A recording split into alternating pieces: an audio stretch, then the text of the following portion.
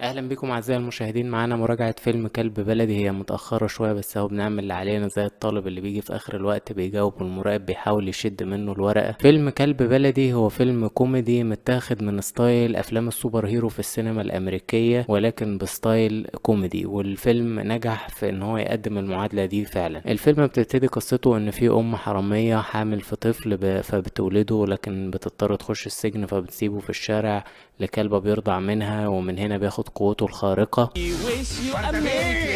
الواد طلع رادع من كلبه وعنده قوه خارقه، انه بيبقى عنده حاسة شم قوية، وانه لما بيغضب او يتعصب بيتحول لكلب شرس. خليكم محاسب يا ابن كلب.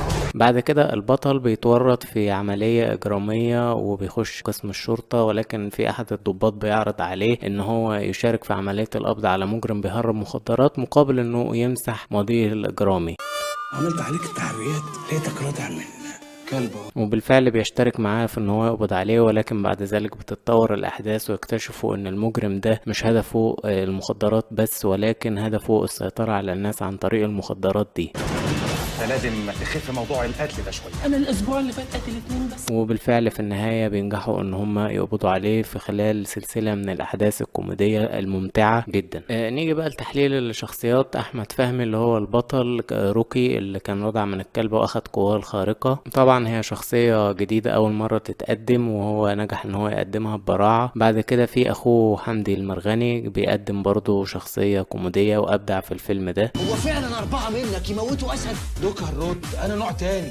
انت بلدي. وردة بيه او اكرم حسني اللي هو الشرير برضو من الشخصيات الكويسة، وكان بيربي ابنه بطريقة غريبة كوميدية جديدة.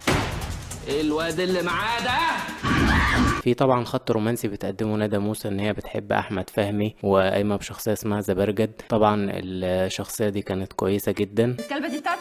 دمي. في عندنا ويزو ومحمد سلام واحمد فتحي، كل دول كانوا موجودين في الفيلم ونجحوا ان هم يعملوا شخصيات كوميدية. ده ابن مهزأ ولا ايه؟ وفي ظهور مفاجئ لعبد الباسط حمودة في موقف كوميدي جميل هتشوفوه طبعا في الفيلم. الفيلم تقديمة الشخصيات فيه كانت كويسة جدا وممتعة برضه الصراحة في نفس الوقت. اما من الممثلين اللي ما ابدعوش في الفيلم ده بيومي فؤاد كان قايم بدور قناص نظره ضعيف. عماشة عيون الصقر. سيادتك بتكلمني عن نفسي ولا معاك ضيوف؟ وفي محمد ثروت مساعد الشرير. وردة بيه برضه كان اداؤه مش قوي قوي، ما كانوش ظاهرين الاتنين دول بجرعة عالية من الكوميديا زي بقية الممثلين. الفيلم بوجه عام نجح في تقليد السينما الامريكية شوية في الكوميديا، وتحس ان هو بيقدم خلطة جديدة فعلا. وانا الصراحة شخصيا كنت متوقع ان هو يكون من افضل افلام العيد، عشان كده رحت وشفته. بالنسبة لمشاهد الكلاب الكتيرة انا مش عارف دي هل فعلا الكلاب دي الكتيرة جابوها ولا ده مشاهد جرافيك. في الحالتين المشاهد دي كانت كويسة جدا. الموسيقى التصويرية كانت حلوة برضو. الجزء الأخير كان حماسي في نهاية الفيلم طبعا كان فيه بعض الإفيهات الشديدة، وكنت يعني هقترح إن هو يبقى معمول عليه رقابة زائد 12 أو 13 سنة، وبالفعل لقيتها موجودة على البوستر بس ما كنتش واخد بالي من الموضوع ده قبل كده.